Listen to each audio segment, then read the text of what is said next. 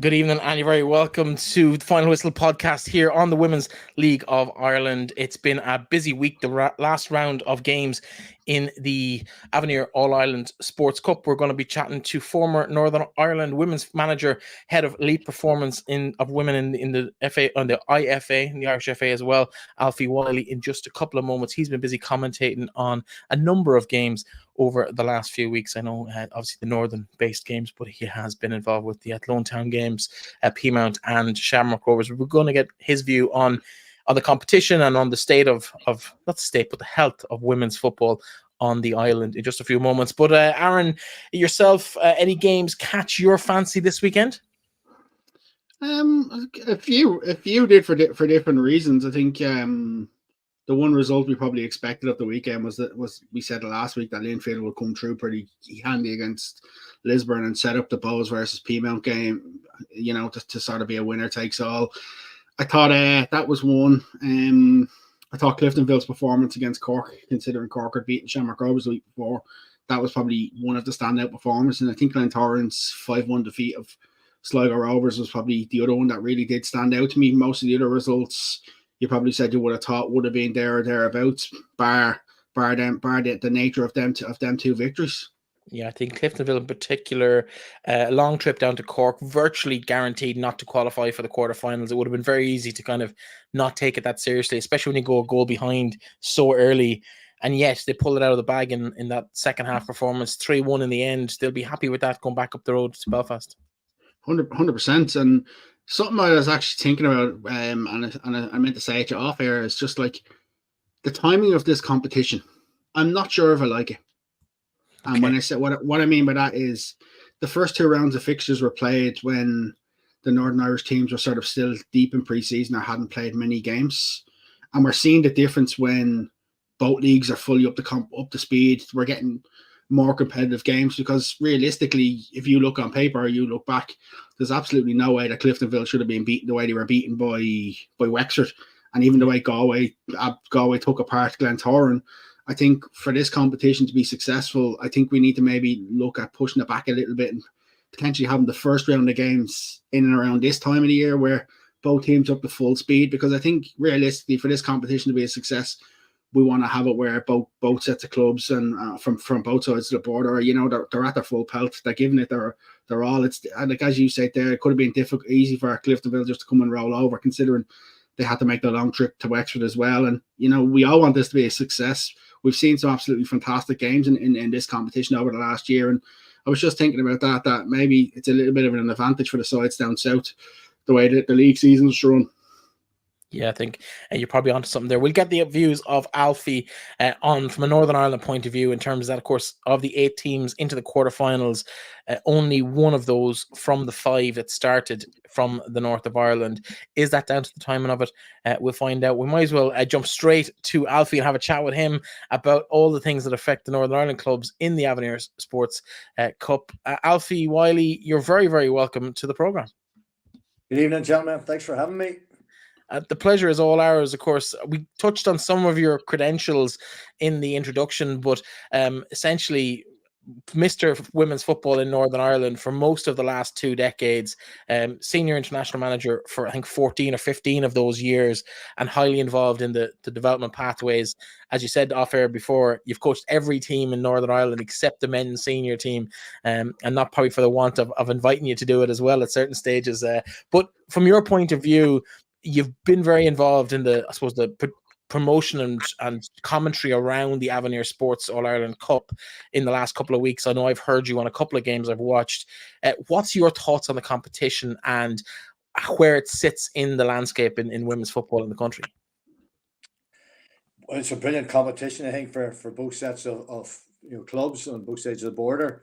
For years, Northern Irish clubs, women going down play teams in the Republic for friendlies.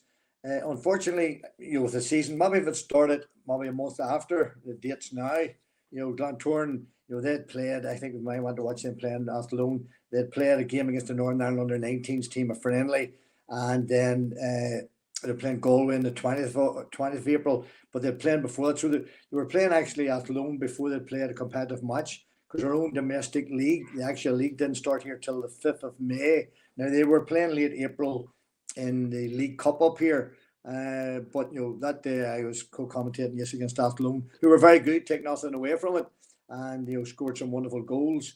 But you could see in the second half the Glentoran players sort of run out of legs. First really match of the season, and you're playing a game like that there, or whatever else, and a lot of tired young ladies were going off the pitch. So possibly it was starting a month later, and maybe not dragged out as long as it is. If you're playing in April time and then the finals are not away to July and August or whatever else, July or it's a long dragged out competition. I think if it could be condensed a wee bit more, and obviously keep it flowing, keep the general interest of everybody that's in it, because if you're knocked out and then the semi-finals and finals aren't months later, you've basically lost a lot of interest in it.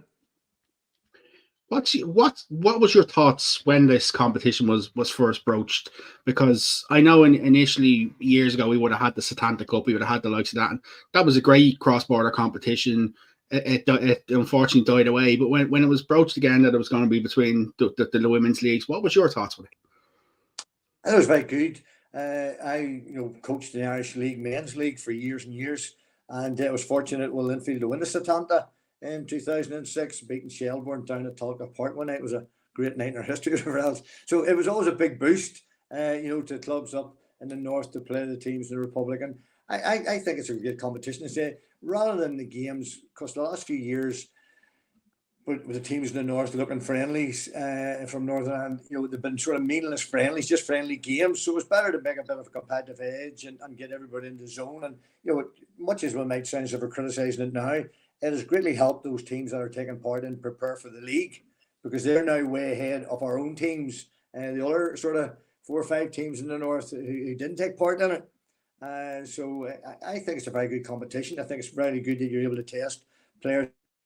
4 teams you don't play against, sometimes a chance to look at a few players. But I think overall, I know for the teams in Northern Ireland, I think it's been of a great benefit.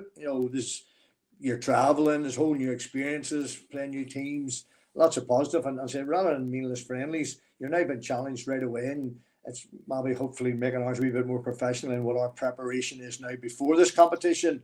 So we can't make excuses about it. Here we're up and we're running, but I think if it was dropped back a month, it would greatly help, the teams from Northern Ireland. Does it help bridge that gap, maybe, Alfie, between the domestic competitions as we know them, both north and south of the border, and the UEFA Women's Champions League, and give teams that maybe, we've had a taste of some sort of international competition, we'd like to go one step further and really challenge for the league and push on to play in that UEFA Champions League? Well, very much so. Like all leagues, only one team can win it. So there's only one team in Northern Ireland gets to play in Europe. So if we have 9, 10, well, this year, unfortunately, one of the teams dropped out later on. But normally 10 teams in the Premier League. So 9 of them aren't getting any of that. So this competition here, with 5 teams in it, but another 4 teams then are experiencing, competition that they're not used to against quality sides. Like the teams in the Republic of Ireland are very good. So there's good quality opposition. You're testing against different players. And players from both sides, I think as the women's game continues to grow, the coaches on both sides are seeing players both sides of the border who they're maybe going to look to tap and sign for future seasons. You know what I mean? Like, I think they'll both use it as areas where here, she's a very good player, right? We'll get her. Like, it's the main roads from Dublin, etc. Now it's not the hardest place to get to Belfast or anywhere else in Northern Ireland, or vice versa. I think we're seeing that a bit at the minute, Breffney, because I even know from speaking to clubs in the last couple of years, like, they're starting to look at these sort of, even before the All-Ireland Cup, they were starting to look at these players across the border to see is there someone they can bring down. Like, you look at even Gemma McGuinness, was playing with Derry City before, when she was at Derry before coming down to Sligo Rovers, and she's moved on. Casey Howe was running right at a young age, and I couldn't believe how young she was when you said that the other week, Breffney, when you were talking to her, and like players like that starting to make the move. But it'll be interesting to see, as this grows, if the teams from the north can attract the players from the border regions as well, to do the opposite. Yeah, Alfie, in terms of that, we've seen some players make that move down south. I'm thinking specifically maybe from the breakup of Science Swifts, as a few have gone to Sligo, maybe haven't made quite the impact there, but Casey Howe, Kerry-Ann Brown have made a good impact in Athlone. Yeah. We've also seen the impact of Tegan Lynch, I think, has gone back from Sion to Wexford, which is a very strange in terms of the She is college, if I'm not mistaken, Carlo, or she has been for the last couple of years. But is there the opposite way to the Northern League? Have you noticed anything? Well, Linfield have saying there's a couple of girls from the Republic to come up and play for Linfield this year. Casey Howe was 15, 16 years of age playing for Linfield and then Glantorn. A great loss, in my belief, to the Irish League. She shouldn't have been allowed, the clubs here shouldn't have been letting a quality player like that leave it. But yes, I think more and more clubs will start to look about players and can we bring them up. It happens with the men's game. And so it's the same distance, same whatever else. And I think with a lot of our games now taking place on Sundays or Friday nights, before it might have been a wee bit of a difficulty because Northern Irish League was always ran on a Wednesday night. So it might have been difficult for people from their works and getting up and down. But now with it either been a Friday night game, a Saturday or Sunday, I think it makes it more easier for girls to be attracted, from the Republic to want to come to Northern Ireland and play games, and the same vice versa. And I think that will take place more and more as the competition rises. And both sets of players, if you like, see what those clubs are like, see the ground, see the standards, see everything about it. I think each will sell each other, and there will be movement. Alfie, in terms of the league up the north, it's definitely progressed over the last couple of years.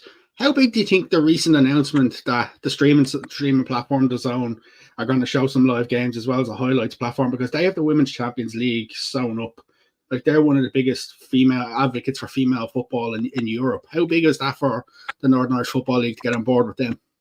Well, that's brilliant. The more we can get projecting girls and women's football, at all levels, the better. Not just international, but let people see this good standard below the international players. I think it gives a great boost.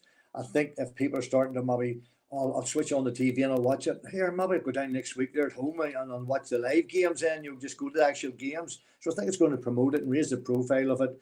Let people see there's a good standard of football. And here, I'll maybe nip down on Friday night for people who haven't normally went and seen it and do it. And again, if your club's playing on a different night, Friday, and the game's televised Sunday or vice versa, then you're going to tune in to see how they're doing. Gives you a good opportunity to scout matches if you're a coach or a player watching your opposition. So I think it's fantastic. And a company as big as DAZN run it, I think it's great credit to the Niffle League that have been able to secure that sort of sports sponsorship and coverage. And it can, again, like all these things, it can only benefit the women's game in Northern Ireland. Another thing that's caught my attention in the last couple of days as well, Alfie, is the announcement of, we're throwing a lot of political stuff at you now, but in terms of the Northern Ireland Football Fund, which was announced by the Minister for Communities, Gordon Lyons, yesterday, I believe, about £36 million being allocated to football and developing stadiums. That has got to have a huge impact at grassroots and regional level within the sport. And I'm sure that's going to trickle down to the women's game in as you would expect. Oh, indeed. And again, lots of our clubs are now playing on the men's pitches, if you know what I mean. They're doing it. And it's a great boost to all the clubs. We should have had it numerous years ago, but for various reasons, typical Northern Ireland and politics and everything else, we haven't got it, and the British government, whatever else. So it's been brilliant that, this money's been secured. It'll improve the grounds. And the Niffle League now, you have to play on a certain standard of pitch and a quality of pitch. Like we were watching the game on Sunday there, and Crusaders, they play at Seaview. Cliftonville play at Solitude. Linfield play sometimes at Windsor Park, but they mostly play on Midgley, sort of just alongside it, because there's an agreement with only so many matches per season that they can play on Windsor. So all the teams are now starting to play at Glantorn, play sometimes at the Oval, and if not now, they're playing at Harlan Wolf Welders Ground, which is a great 3G pitching facility. There's various internationals played there as regards youth internationals and junior internationals. So the standard and quality of the pitches, if they all can continue to improve, it's all the better for all the girls. And again, it's raising the whole profile of everything. And women's teams now have been taken serious by their Irish League, sort of governing teams, if you like. So I think more and more teams will start to play. And as more and more get 3G pitches or artificial grounds, then there'll be no reason why they don't. What's that like in terms of, breaking down that divide? Because we've had it down here for quite a while where we've saw clubs being moved out of pitches because pitches have been deemed that they're not ready or they're not playable and had to move grounds. What's that conversation like up north? Because I know from the Women's League of Ireland, there's been a lot of conversations around getting clubs into them men's stadiums and the importance of that. Like, how does that help when you're trying to attract fans? I think it's great. If you're around and standing on a sort of like a park pitch and standing out around the side of it, or leaning over a fence looking into it, that you're now sitting in, in stands, or there's proper terracing and all that. I think it only raises the whole image of the game. It makes it more senior, if you like. And if people are going to watch Irish League, and it's our top women's league, it's our Niffle Premier League, they wouldn't watch the men's on sort of park pitches or whatever else. So I think it's only but right then that the girls and women get the good quality pitches, and say fair play to the Irish League clubs. So many of them now are playing regularly on their home grounds, and I think that will continue to increase, as we progress. There's some of the teams in it now, if you like, in our senior league, Lisburn Ladies or Lisburn Rangers. Well, Lisburn Ladies, they play on the same ground, the Bluebell, as what Ballymacash do, who are a championship side. Good pitch. Glentoran played it on it this year there in the Irish Cup, etc. On a Friday night, which was televised by BBC Sport. So they're all playing on good standard of pitches, and that's improving all around for us. I suppose, as someone who's been involved for decades, Alfie, and you were international manager from, I think, 2004, 2005-ish, that type of time. So you've been around the game a long time, and probably involved for a decade or so before that as well. We met, I think, almost 2 decades ago. I was lucky enough to be on a UEFA B license course that you were one of the tutors on. And you mentioned the Wednesday nights. A gang of us went out to watch. I can't remember who it was exactly. I know Crusader Strikers. I think it might have been Cliftonville, but it was played out in Dundonald. An open pitch on the side of a hill where open to the elements. Those days are long gone for that elite level of women, which is great. But when you look back over the last 2 years, what's been the biggest addition to the women's game in terms of where it sits in the football family coming into, say, the mid 2020s that wasn't there 20 years ago? Well, as you said, you went to Ballyneal to watch the games. Yeah. A lot of teams played out there at Ballyneal, there at Dundon. The big thing overall in the whole game is, the standard of football has improved. The level of fitness, you have analysts, they're getting better coaching sessions, they're better prepared, they don't just turn up for matches. So all that has helped and enhanced the game. And I think it's just been taken more serious, as women's football has been taken all over the world.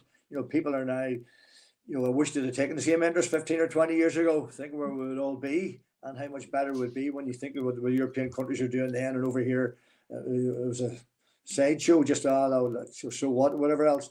No, the whole league has improved. The Niffle coming over and taking our Premier League has been a big advance, because we were all used to be in the Northern Ireland Women's FA and sort of all through that. So what they've done great work, and there's people done a fantastic amount of work through those leagues. There still is that pyramid of the teams coming through there. But when they went to the Niffle League, then there was different standards, different rules they all had to abide by as regards facilities and everything that was done, and physios, etc., games, etc., etc. So that has really professionalised it, and Niffle have tried to run it basically as well as what they do with the Niffle Men's League. When you look at that, and you look at the Euros, and when it was 2023 because it was supposed to be 2022 when Northern Ireland qualified from that, like, how much of a springboard did that give an opportunity for Northern Irish football? Because we've seen in the build up to the Euros, even there was a group of home-based players who were training every day, training as professionals. How much of a boost did that give to women's football in the north? Oh, it was brilliant. It was great. Things. I don't know why the whole full-time things was as successful as we would have liked it or whatever else. But it was, nobody really knew because they're trying to do it, but it was a good initiative. But the getting the finals obviously gives a big boost. We had the Euro finals before that when we hosted the under-19s, which helped do it all through. So it was great. There's so many of those players that all come actually through our youth teams and deserve that credit, for having got to where they did. It raised the profile. And there's lots of things. I say I was at a draw last night for the Super Cup, which I'm involved in. And the amount of teams that are in it now, which before we didn't have that at underage levels. Our under 17s, 19s, girls teams playing, our 15s playing the Bob Doherty, etc., etc. So the whole game has taken a rise, but the numbers have greatly increased. Before, I'm not taking away from the girls, some of the girls were getting picked because there wasn't an awful lot of opposition for them to be picked. Now, the whole profile, many girls are at football and playing in boys' leagues and boys' teams. It just has all taken off over the whole number of years, and qualifying for the Euros was obviously a fantastic achievement, and it was great for all of us. Before we get into the Super Cup, and I do want to chat to you a good bit about that as well, the qualification for the European Championships in 23, as it was, due to COVID or whatever it might have been, in terms of how much of springboard, the Republic of Ireland would have used that qualification as means to get to the World Cup the following year, even just psychologically going, well, if they can do it, we can do it. Does it work in reverse? Ireland getting to the World Cup and acquitting themselves fairly well, does that push the Northern Ireland girls and the whole setup there to go, well, again, if they can do it, so can we? Yeah, well, I know we both wear green, but there's green eyes in whenever one of the other teams is doing it. And so yes, there's that rivalry. And there's no excuses, as I used to say. The girls are all in the same mind. We eat the same potatoes, speak the same language. Why should one get and the other not do? So there's all impetus for both sets now to do it. And the Republic getting to the World Cup finals was a fantastic achievement. We have big games coming up over the next week or so in our hopefully getting back to the next Euros and qualifying again. Obviously, with more teams being able to qualify and the whole system there is now, it's not easier for both teams, but there's more pathways to get through as regards opportunities in the different groupings and how you drop into different levels. So there's more opportunities than the cutthroat thing it might have been a few years ago where you won or lost games and you were out. Now there's lots of pathways into it, and I think Northern Ireland, there's good pathway in place within the country, and I think there's girls coming through. And yes, they will have been motivated by those girls, playing for the Republic in the World Cup finals, because everybody with anything about them wants to play at the highest levels, and Euro finals or World Cup finals is a fantastic achievement for both countries. How important was it that Northern Ireland stayed in League B last year when that playoff happened? Because you talked a little bit about the qualifying for the Euros. It's like a magnet draw the way it's done with the League A, League B, and League C, the way the playoff structures work as well. How important was that for Northern Ireland to stay in League B? Oh, it was critical. We couldn't afford to have dropped out. That would have been our lowest level, since we refound it. Like whenever I took over my job originally in 2005 as a full-time post, we didn't have a senior women's team. We didn't have officially a senior women's team or whatever else. So we worked hard and we got up the rankings, and if we had dropped out, it would have been our lowest right, from literally 20 years, if you like, we would have dropped back to as regards rankings and whatever else. So it was vital we stayed. If you're playing better teams, it makes you better. The higher and better, and that's a bit like the All-Ireland League. The more times you can play against good players, good teams, that only makes you better. And for both countries, especially Northern Ireland, we need to keep improving and doing, which we've done over a number of years. But we know at certain times it's not always going to be going up on the one trajectory as regards it. But the players are there. But if we hadn't won those playoff matches against Montenegro, and we won away from home 2-0 and 3-0 each at home, it would have been very disappointing and would have had a big impact on it, that sort of way. Because in the match after that, we only got maybe about 1,600 at the game, so we need to get back up to where we're getting our thousands again, and attend and keeping that profile up there for the women's game. Do you miss the role, Alfie, you've been involved with that international side? I always do. You always miss that or whatever else. I had a fantastic time. No regrets that way. The 122 internationals as the senior manager. When I got the job, we had no senior team. We had no 17s. We had no excellence program. I started all of those and implemented. So have a great pride in what we had achieved.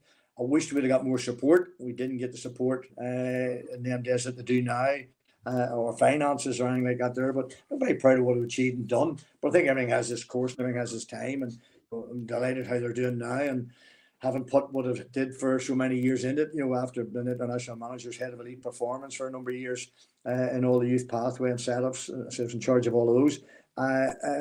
You take great pride when you see the girls go out, with a green jersey, and know you introduced the pathway they were in. You've seen them all develop, and you've seen them come through the 17s and 19s, and it's fantastic. And so many of the team that's, Julie Nelson, who was playing for Crusaders last week, our most kept player. Well, I give her a first cap and I give her a 100th cap.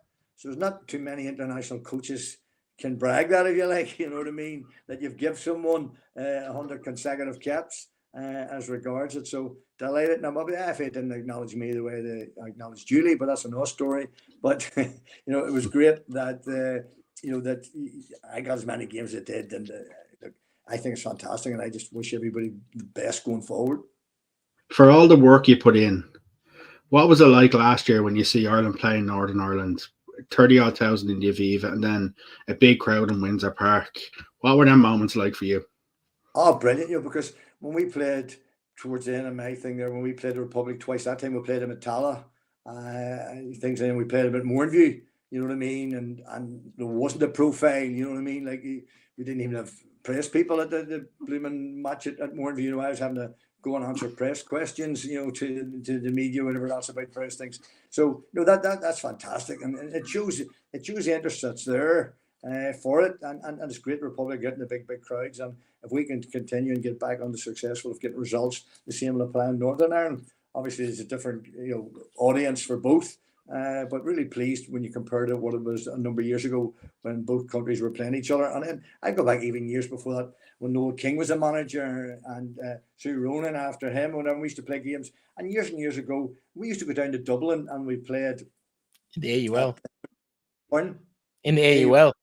Down a Sunday, and he came up and played us in Banbridge or somewhere else on official games, because that's all both of us could do to help develop. So it was fantastic. You remember Katie Taylor playing against us, you know, in those games, etc., and all that there. So you know, there's always been a sort of a bond, and we played each other up and down, and if you like, on official games below the radar. And that place, you know, even when I was up to the last with our 17s and 19s. But when we were doing senior nationals years ago, we used to play. We went down. Noel was playing against Germany, and we went down to play against them. You know, and you know, have preparation and various things like that. And Sue brought teams up to play us at the Dub, etc., and at Banbridge, wherever it was brilliant. I remember a university's game in Dungannon. I was on the sideline for at one stage against you as well. We go back a long way. Alfie, Friday night. Yeah, we beat you as well. It was a rare occurrence. Do you know? Hold on. I need to stop you there. Do you know? If you've ever listened to this show, he'll only bring up moments where he's on the sideline or he's played against somebody when he's beat them. Well, you got to take the small victories. You got to take the small victories. There's not that many of them. The Super Cup or the SuperCupNI, as it's known now, formerly, I suppose, to older generations like myself, it's the Milk Cup in Northern Ireland. It's one of the elite boys and now girls competitions in the continent, really, for the really top talent of teams. We've seen teams like Barcelona at it, Manchester United are on the bill this year, Villa, Wolves, the Northern Ireland under, I think, 15s, maybe under 15s, 16s. But there's a couple of League of Ireland teams in there as well. Shells are there. Also, Galway United are in the younger competition in in the older section, the Premier section, when they're underage side. So, how important is that to the development of football in Northern Ireland as well, Alfie?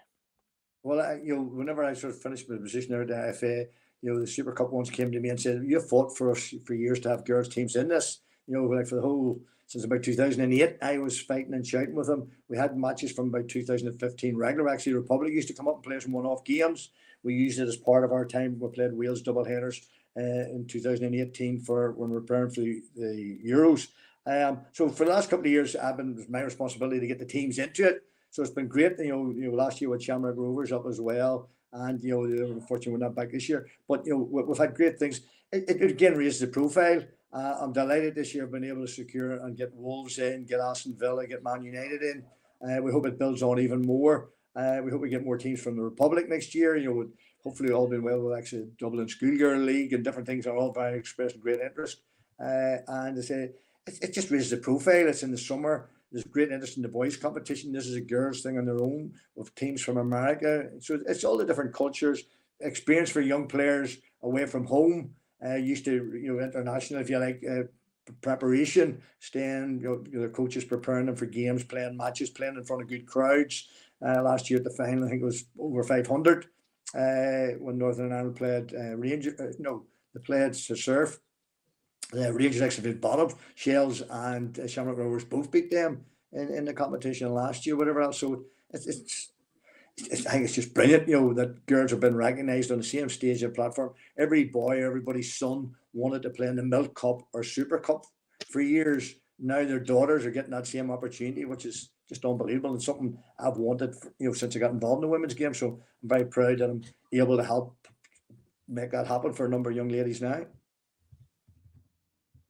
Yeah, I suppose I think it's great to see equality where a young girl gets the exact same opportunities as her brother, and so it should be. Alfie, I've quoted you many times, maybe not necessarily giving you the credit for the quote on this show over the last couple of years, but you said something to me on that UEFA B license course back in 2006 that you might not even remember saying, but it was about when you're working with women's teams and girls' teams that you coach them like your sons, treat them like your daughters, if you know what I mean. And it was just, it's one of those little lines that stayed with me for the last 20 odd years. just when you're dealing with girls, that you don't treat them the same way as you would boys. And we look at, I suppose, the growth of the women's game under the auspices of the men's game.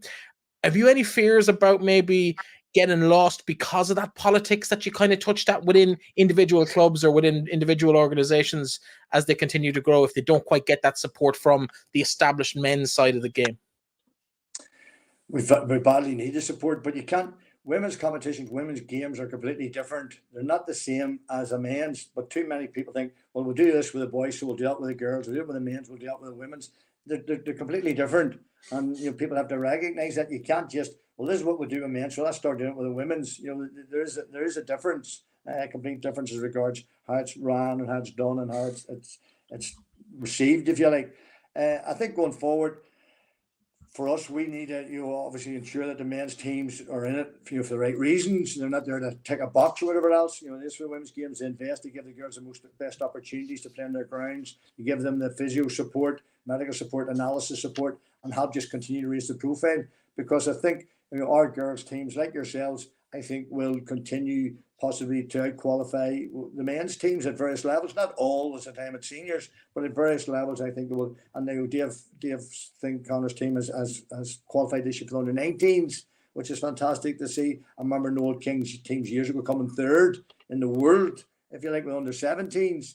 So I think if we can get back to those stages, the girls will, if they get the right investment, right support, will continue to show and do proud for their countries and their clubs. I think Noel will be on the phone to you. I think he came second in the European Championships. He might be second to Euros. I think we had 13 at that senior level.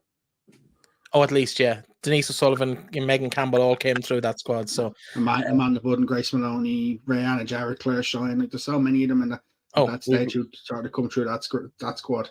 We've lost Alfie there. Hopefully he'll come back into us. His connection might just have dropped there for a second. If he does, we'll come back. We'll bring him back into the conversation. If he doesn't, thank you so much to Alfie for joining us. We'll send our thanks privately after the show finishes. Aaron, with that in mind, we might move on and take a quick look at the Avenir sports results from last weekend.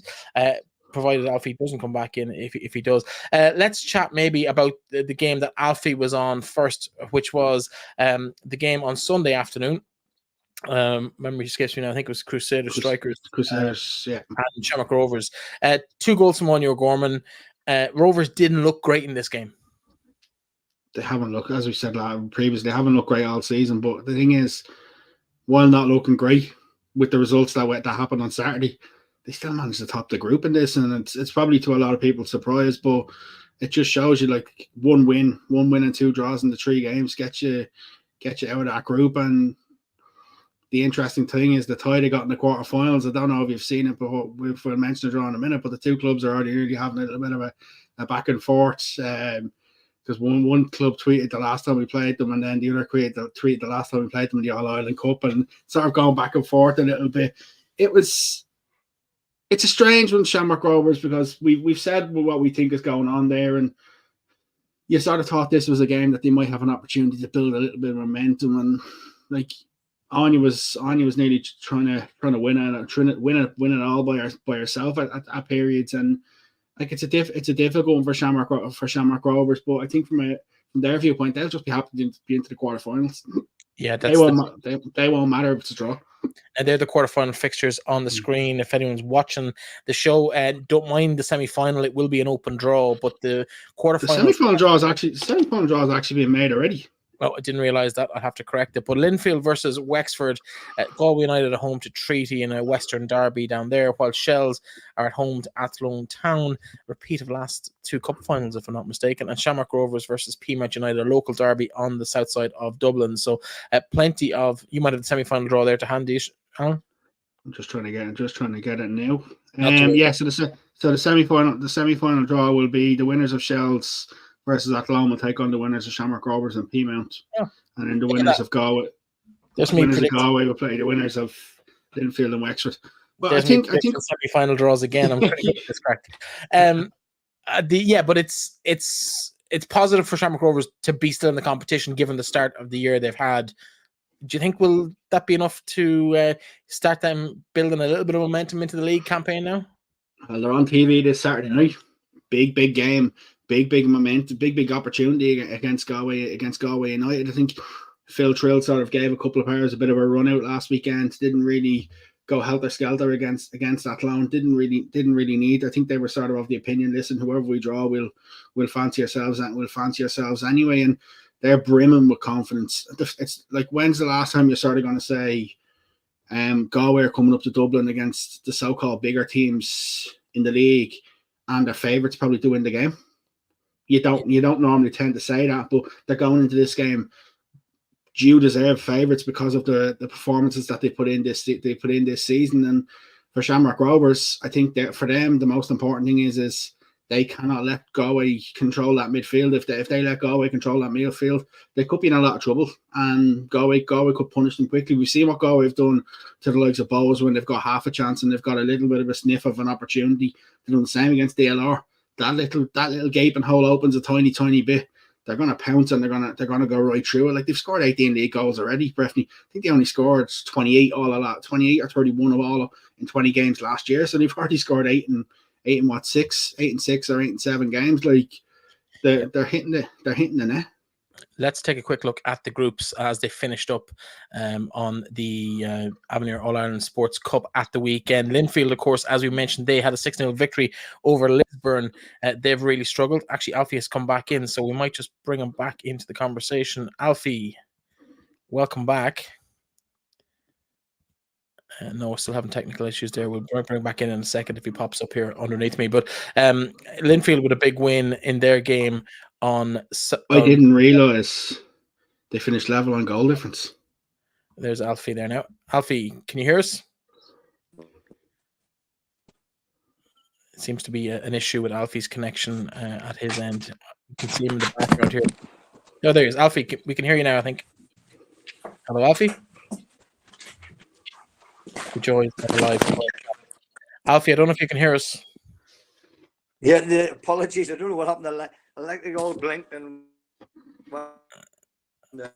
No problem. The connection is just dropping a little bit there, but we just wanted to, I suppose we leave it with you there. Thanks very much for coming back in, but it's been an absolute pleasure catching up with you. And before we let you go, though, you did cover the Lisburn Shamrock Rovers game at the weekend.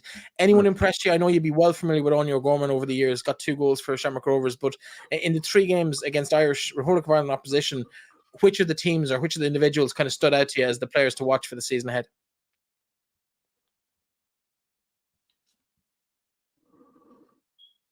I'm not sure if we've lost Alfie again there. I think we might have. I think we'll leave it there. Alfie, thank you so much for your contribution. I'm not sure if you can hear us or not. We will probably be chatting to him later. Oh, you're back. Can you hear me? No, unfortunately, it seems like there's too much of a lag or too much of an issue there. But thank you, Alfie, for your contribution to the show. I'm not sure if you can hear us, but thank you for dropping in and telling us all about the SuperCupNI. It promises to be a great competition for those sides taking part in it. The 2 Shelbourne sides and Galway United on their underage teams going up north. They will have an absolute ball. It's a fantastic experience for those teams.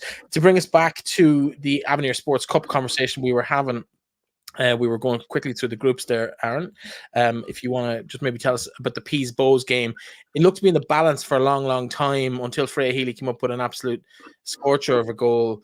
It was, and it was always going to be nip and tuck. There's never a lot. There hasn't been a lot between the 2 sides.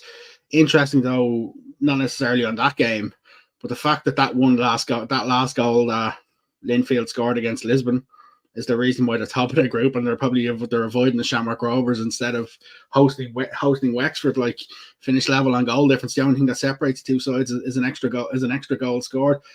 Like, it was always going to be difficult for Bohs to play that game against Peamount, and I know Sarah McKevitt said to us last week. She said she preferred a win against the win against Peamount meant that it would mean a lot.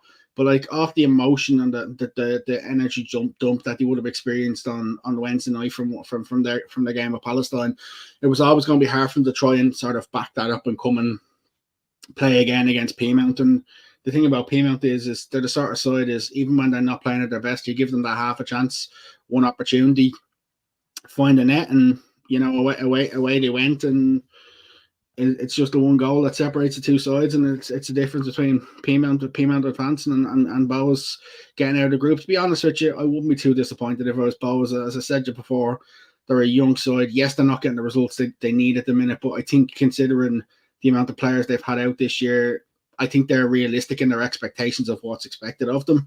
I think they're not necessarily expecting, to be challenging for titles. They know it's gonna be a process. It's gonna be a bit of time. And I think realistically for Bows, if Bows probably finishing the top 7 this year, it's a good season. It's a good building block to sort of build on to next year. Whereas I think from a Peamount viewpoint, they'll be looking at this as an opportunity to win the cup. I think last year they probably gave a bit too much of a rotation, and then when it was only one team gets through, it was a lot more difficult. And I think James O'Callaghan will definitely be targeting this competition this year. Shells, of course, topped the other group. They had a big win, didn't they? Down Wexford. 2-1. Yeah, sorry, apologies. I'm all over the place now with just the moving parts. Yeah, they had a good win against Wexford. Cliftonville with a really good comeback win against Cork City as well.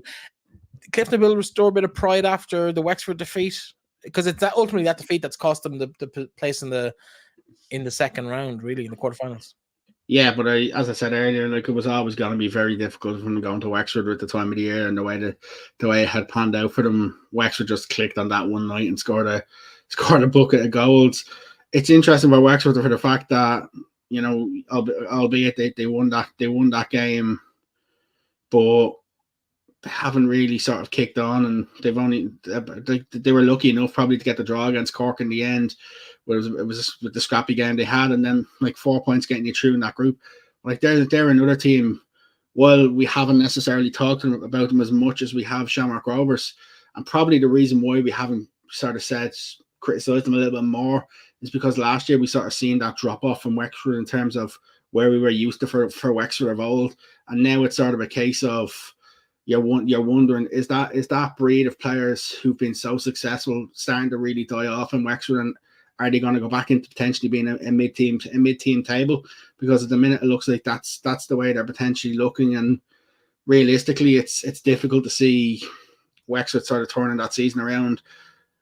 They'll probably say they'll fancy the game against Linfield in the quarterfinals, although it is away. But Linfield will be sort of saying, we'd fancy that game as well as much to get a result in that and make the semi-finals. I think Wexford's one of them that we're sort of keeping an eye on, because 1 week they could do something, the next week they could be completely inconsistent. And it's twice they played Chelsea this season, and twice they've come out on the back of defeats. Yeah, that's one final opportunity here to bring Alfie back in if he can hear us. Alfie, apologies for the technical gremlins. Yeah, you're back with us. We're just doing a bit of a sum up of the games of the weekend, and of course you watched Crusader Strikers at the weekend. Glentoran also with a big win down in Sligo. Your thoughts on those particular games? What was your thoughts on the Crusaders game to start with, I suppose?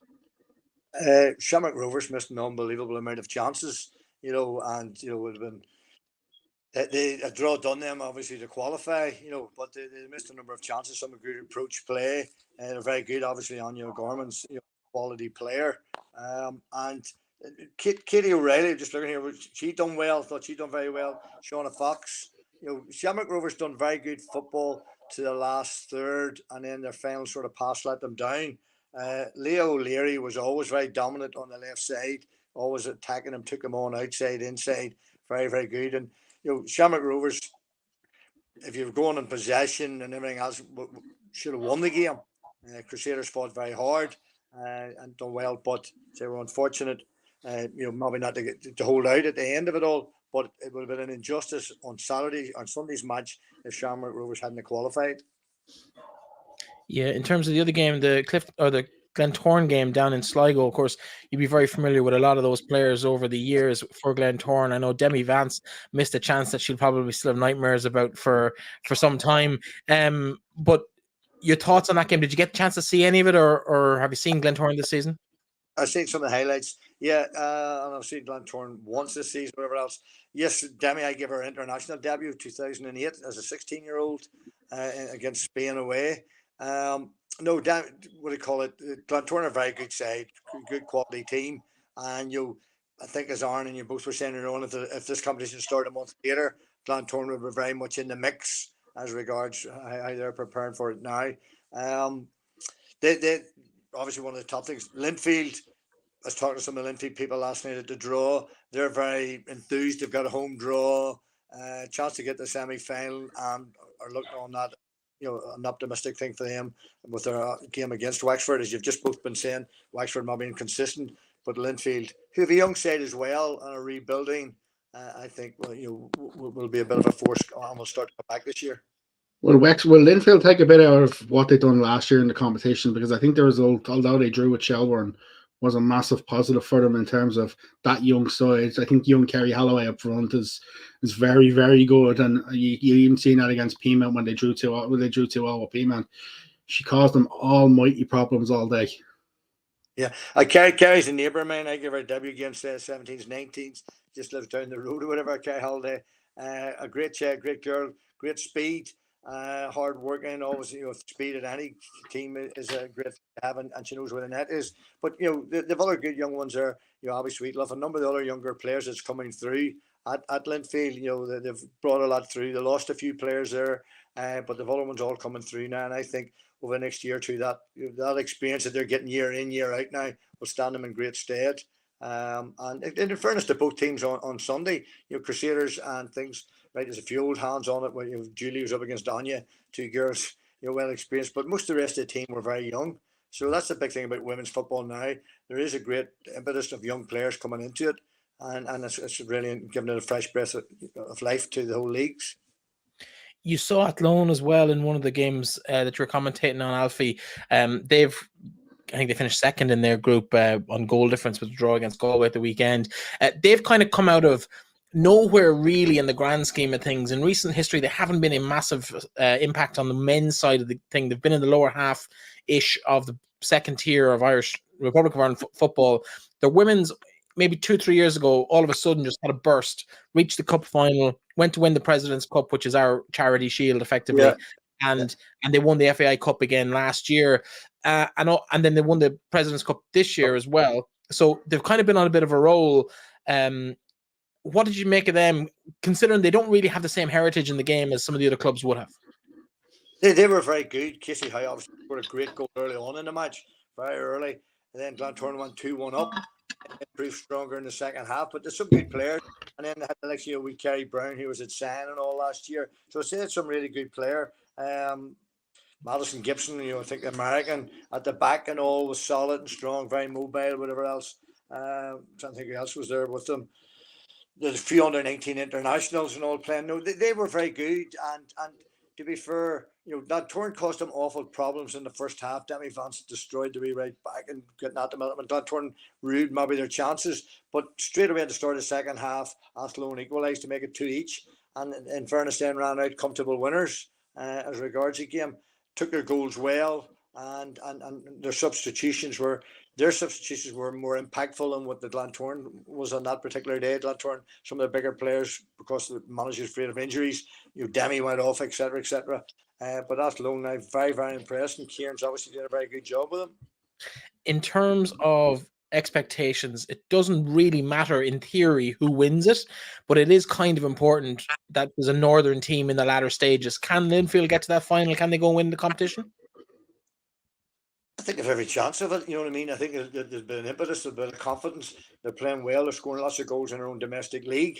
The big challenge will be, who they'll play maybe in the weeks before those games, where the fixtures are. I don't know what before they are as regards their fixtures before they play Wexford. If it's a Glentoran or Cliftonville, that would be tested for them what level they're at. If they're playing one of the other teams where they can get a bit of confidence, maybe scoring a few goals. But there's a confidence about Linfield now, and I say they have a number of players in, and you have experienced players still there, but they have a lot of good young players coming through, and they'll fancy their chances. Their coach never lacks confidence as regards what they'll do. I have the fixtures here for you, Alfie. They're the next 3 league games: Lisburn at home, Cliftonville away, Crusaders at home, and then it's supposed to be mid-Ulster on the 21st, but they play Wexford on that weekend, so it's unlikely to happen on that night. So that's the build-up of the next 3 or 4 weeks. They're also due to play Lisburn Rangers on the 25th, aren't they? 24th on a Friday, which definitely won't happen. Oh, actually, that's this week, isn't it? Yeah, that's this week. But the thing for them is like, I'd like to see that game be as limited disruption as possible. So realistically, you'd sort of hope if Linfield have to play their league game and maybe on a Thursday, that the Wexford game is potentially on a Sunday, or if they play on the Wednesday, if the Wexford game's on a Sunday, just to sort of give that bit of get a breathing space for Linfield. More preparation, for it and give a better chance. Not being disrespectful to those teams. The big test there they would have is Cliftonville. Now, Lisburn Ladies, if they're playing those, they're some exciting young players come through all our international teams, have got promoted through all the leagues. So they're a really good challenge for them all this year as well. But Linfield would be looking, not saying bad about Lisburn Ladies or the Crusaders matches. They would be looking, confident at those. And the big test then will be Cliftonville. I watched Cliftonville against Derry City there the other week. And, Derry City done well. Without sounding cheeky, done better than I thought they would have done. But Cliftonville basically never got out of third gear and went on to win the game 5. And that's not taking away from Derry, who I thought, done better. But Cliftonville have a basically 9, 10 in the starting 11 have been internationals, that sort of way. So there's lots of players there come through. So that'll be a good challenge for Linfield in that. And that's the pleasing thing about with our team now. So all the teams, so many of them are international players and have got that experience out of for 17s, 19s, seniors. Not too many teams don't have 5, 6, 7 plus international players in their starting 11. Neck on the block, and we'll leave you with this, Alfie. Who's going to win the competition? I haven't seen all the teams. It's going to be hard. For the Northern teams, they say Athlone done very well. I've seen Peamount played some super football. No, I don't think they played the ball there the whole day. The day they played Lisburn Ladies. I don't know enough about all the teams, but you would imagine with 7 out of the 8 teams being from the Republic, it'll be a team from the League of Ireland. It's a very diplomatic answer given your circumstances. Alfie, as always, an absolute pleasure to catch up with you. Thanks so much for joining us. Sorry for the grounding. Great to sign off properly with you as well. Chat to you soon. Cheers, Aaron. Right, Bethany. Thank you. Cheers. Good night. Alfie Wylie there, Mr. Women's Football in Northern Ireland for the last 2 decades, senior women's international manager for most of that period as well, and nothing happened in the women's game without Alfie's thumbprint on it somewhere. Aaron, just before we kind of wrapped up the 2 other groups in that, but we'll just formally put the league tables on the screen there. Shamrock Rovers and Treaty, of course, go through in Group C. Crusaders miss out on goal difference. That late goal from O'Neill-Gorman cost them a place in the quarterfinals of the competition. I suppose Shamrock Rovers managed to secure that spot. Treaty go in as runners-up in that group. They'll be happy enough with their result over DLR Waves at the weekend as well. Did you watch that? I really liked the Treaty goal. It was just, she ran the length of the field and just buried it. She almost cut through the DLR defense like butter, which probably isn't fair on DLR either, but it was one of the goals of what was a pretty laden goal fest all weekend. I haven't seen it. Probably one of the ones I haven't seen. I'm gonna have to go back and watch it now, especially after you saying that. But come here, I think for that sort of game, it's difficult knowing for Treaty as well, knowing that avoid defeat and they're through as well, because they know the other 2 teams who are in contention are playing against each other. DLR, it's a difficult season continuing to roll on. Naomi Ngasa has been in it. They've said that she's going to be out for the rest of the season. It's a big loss for them. It's just been a difficult time for DLR, but they're a young side with a little bit of experience, and they sort of probably just need to continue to pick up that bit of experience to sort of give them better opportunities to win these sort of games. Yeah, draw enough for Treaty for second place there. Of course, matters had been decided effectively. Qualification at least had been decided going into the 3rd round of games. Galway faced Athlone in AMDC Park on Saturday afternoon. This was an absolute humdinger of a goal. Casey Howe opened the score, and after a relatively simple mistake from the Galway defence, she just spotted goalkeeper off her line, and Maria Sullivan had no chance of getting back. Howe finished it from about 45 yards. Great goal. And then it was second half. Aisling Meany in the start of the second half with a great breakaway, good interception, loose pass maybe out of the defence from Treaty. I'm not sure who got on the end of it, and apologies, but just a little interception, put it through to Meany, and Meany just sliding in from outside the box, buried it into the bottom corner. Didn't really give Uliak and goals, I think it was for Treaty, much chance of saving it. Ended up 2-2 with Galway rescuing it at the death.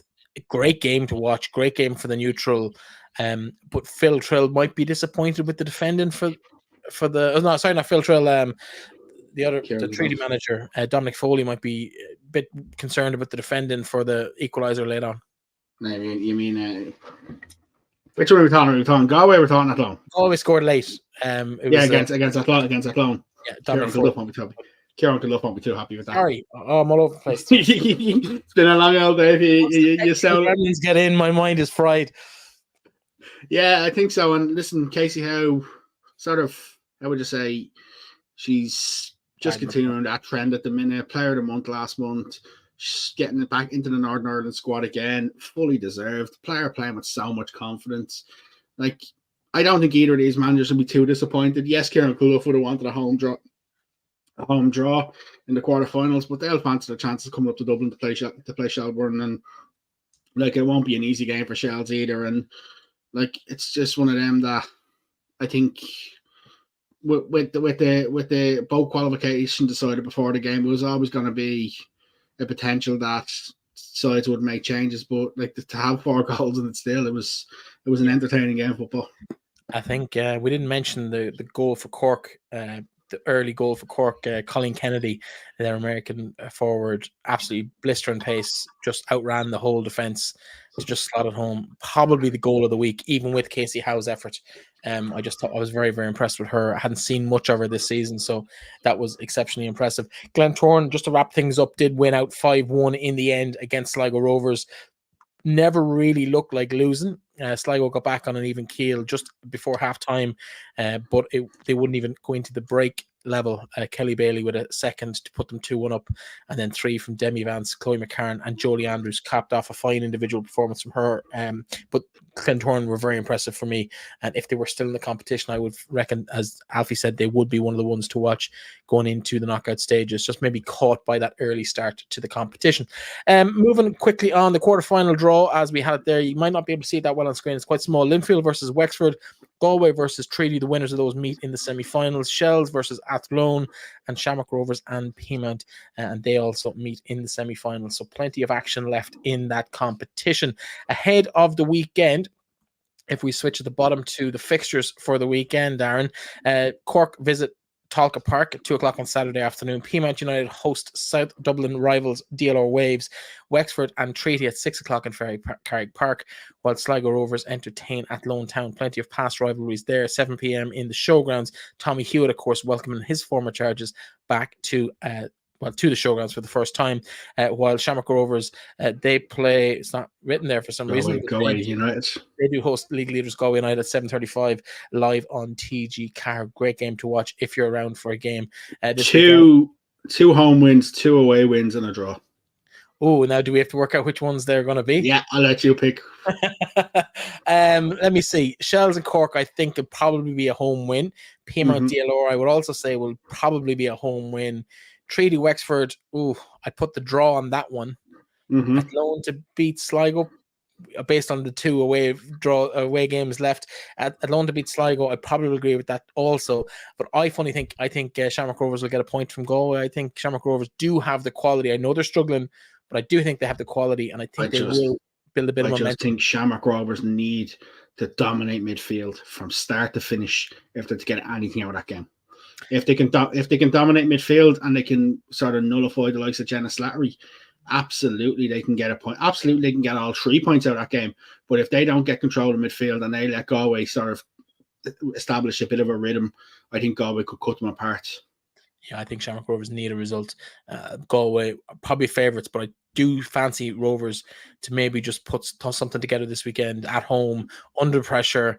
They've got a bit of momentum now with a qualification top of the table in the Avenir Sports Cup. And I think the league needs a strong Shamrock Rovers. I think where they are now, it needs to be better than that. We've talked about that. Like, we're not going to open that can of worms again. That's the league table to the left or to the right-hand side of the screen. Galway, top of the league, as we mentioned, from Shells, and then 2 points back to Athlone and Peamount.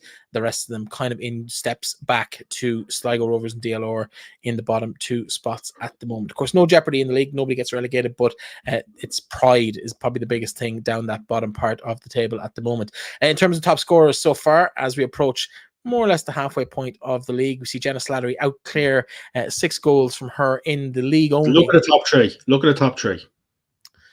Jenna Slattery, Chloe Singleton, and Erin McLaughlin, and Katie Lawley.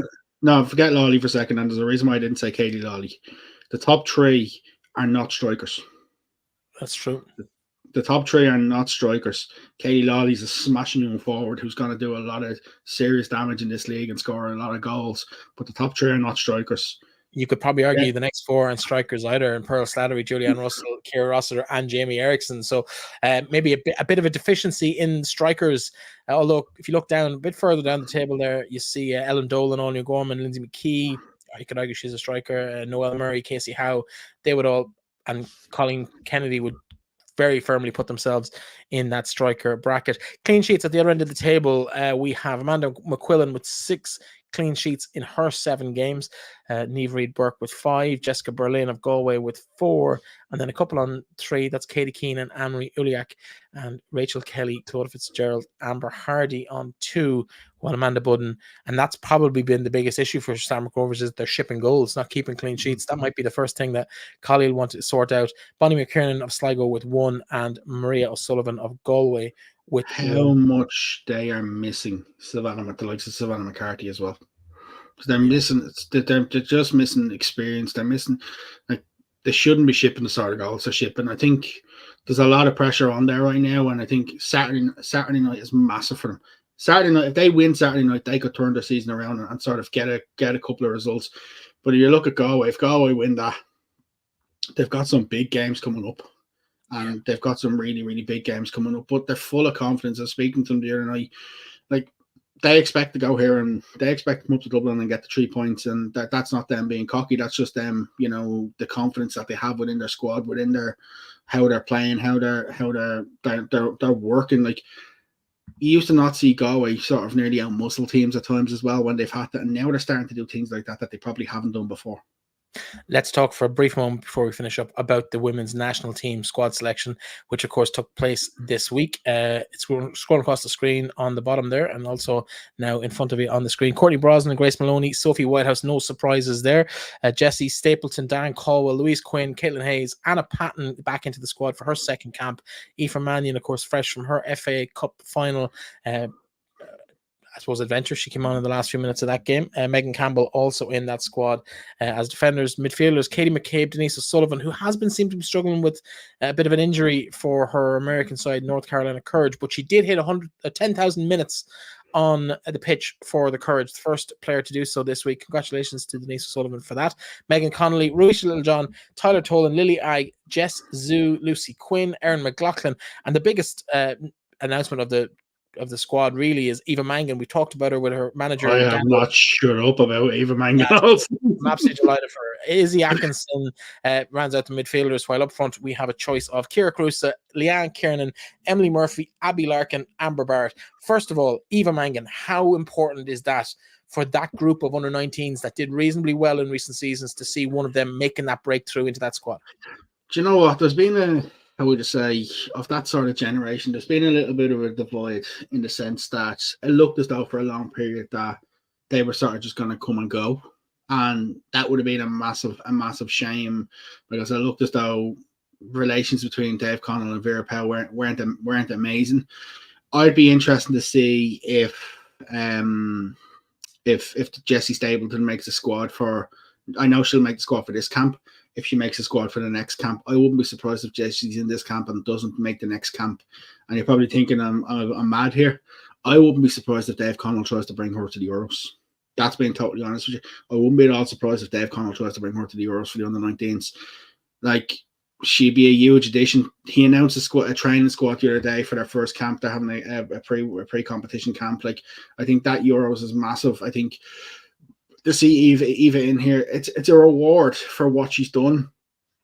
The one thing I will say is you can probably feel a little bit sorry for maybe Jenna Slattery, a couple of others within the league who've been superb this year. But it's good to see that that Eileen has picked someone who maybe a lot of people wouldn't have thought she would have picked.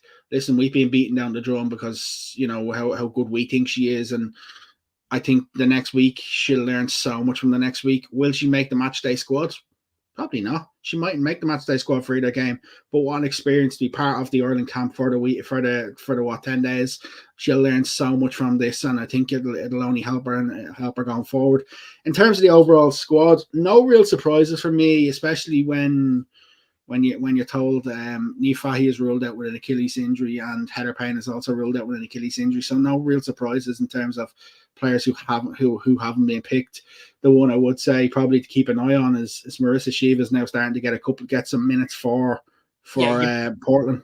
Yeah, you've preempted my next question, which is there's a few players now, they've been fantastic servants for Ireland, but I would think that their contribution levels aren't as high as they might have been 10 years ago in that squad. And I think there are a number of players who I feel are very unlucky not to be in this mix ahead of the contributions that some of these players can now deliver at an elite tier 1 level in international football. I'm not going to name names, but people who know the game probably have an idea of who I'm talking about. They kind of stand out. And I don't mean to get in anyone's individual case. They can't help the fact that they were picked, but I'm looking at the likes of Hayley Nolan, in my opinion, should be in this squad. Marissa Sheeva is definitely knocking on the door to be in this squad from what I saw of her in the build-up to the World Cup and in the World Cup. I feel like she was made a scapegoat during the World Cup and never quite recovered at club or international level. She's starting to come out of it now, but we're nearly 12 months on from that World Cup campaign. So, like, it's the damage that was done to her psychologically in that day in Sydney. I don't think it can be discounted. Whether she'd be comfortable back in an Ireland jersey or not, I don't know, but I'm guessing. I think she would be, because she was in the camp after the World. She was in the Northern Ireland Hungary squad. Yeah, I agree with you. I think she was massively made a scapegoat at the World Cup, and it wasn't fair either. Like, I think I've looked back at this multiple times. If you look back at that penalty incident against Australia, yes, she gives the penalty away. But I think there's at least 4 mistakes in the build-up. Yeah, 100%. From Ireland players, and that's regardless, she should never have been hung out to dry like in the way she was. Oh no! She should never be. Is there anyone else in your opinion that should be in that discussion? Julianne Russell is a shout as well. Like given the form she's been in the first half of this season. Yeah, potentially, but for me, you've mentioned already. And I actually don't know. I'm actually sort of complexed or a bit bamboozled at this stage, is the fact that Hayley Nolan has not played more minutes for Ireland, especially considering last season she played every minute for London City Lionesses. This season she played every minute for Crystal Palace again. She's gone up. Yeah. What's she going to do next year? I expect her to take a step on again next year and actually be very good for Palace again next year. And like, I think she deserves a lot. She deserves a lot of credit, and she's not getting it. She's never seemed to get it in an Irish camp, and like, especially when you've players in defence who are struggling with injuries as of late, and you know, it's the one thing that you'd like to see her. Like, I would have liked to see her get an opportunity in them League B games. I said, and I spoke constantly about this, about the fact that the League B games, when they were wrapped up, I would have liked to see more players get an opportunity, more players play. The last 2 games are pretty much pointless at that stage. There was nothing to play for. There was no trophy. There was no additional seeding or anything in the draws. We were always going to be a 4th seed once we won the group. So I would have liked to see more players get an opportunity. I think Eileen is now at the stage where she can't afford to really test to give players opportunities now, even if we are to finish bottom of the group, which we're expected to do.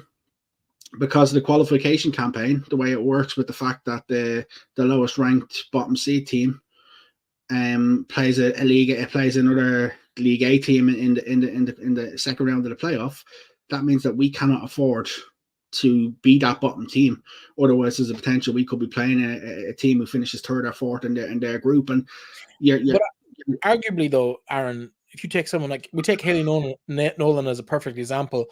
She's arguably on form. If we were to throw her into the 7 names that aren't listed at defence in that squad, I'd have her 3rd in terms of current form, because half those players are in the same league. None of them won it except her. Aoife Mannion, Anna Patton would be the 2 who I would have ahead of her. And Aoife Mannion's a question mark because she's played very little football this year, really, with the injuries she's had. I thought Jessie Stapleton's also been very good in the second half of the season with Reading, especially when they were fighting the relegation battle. But I get where you're coming from. The other side of concern that I would have, and we haven't even mentioned Katie McCabe, and I think we're going to have to touch on that now in a minute. The other side of the thing that I'd have is that all them championship players would have finished at the start of May. they'd have had a couple of weeks off, they'd have had holidays, they'd have had, how's the fitness level for these sort of players coming into a big window? Whereas you look at the likes of Sweden, a lot of their players would be playing in top leagues around Europe, which means that they would have finished a lot later, and they'll be coming in here having, played them games. Interesting, England have actually named their squad for the 4 games, where Ireland have only named the squad for the first 2 games. They haven't named it squad for the second 2, which will be 4 weeks later. Like, what Ireland are going to do between that gap between games will be one to pay attention to. Let's talk Katie McCabe, Breffney.